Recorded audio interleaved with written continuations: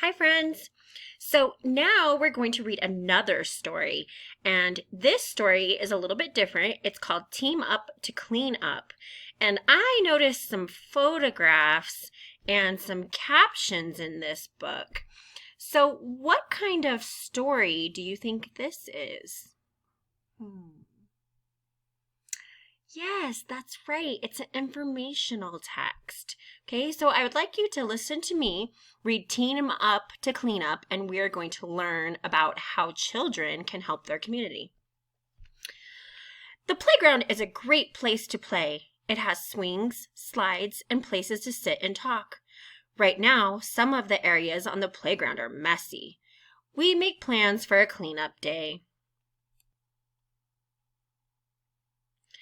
So, as we were talking before about cause and effect, why? What is the cause? Why do these children want to help their playground and help their community?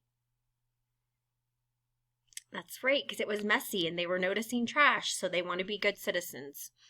Okay, one thing I'd like to point out in the informational text is you can see the captions on the pictures, and captions give us some more information about what's going on in the photograph of an informational text. The principal says that we are all good citizens. Your plans show that you care about the school and your neighborhood. We ask our parents, older brothers, and sisters to help. So now I'm going to read the captions. The principal talks about cleanup day. We ask others to help out. We put gloves on and pick up bottles, cans, and newspapers. We put the litter in big plastic bags. What is litter? Yeah, it's the trash.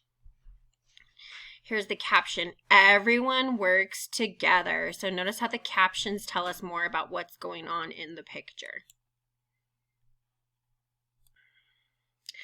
We plant a tree. The tree will add beauty and will give us shade. We took responsibility for making our neighborhood a better place.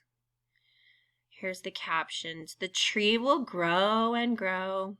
And down here, we did a good job.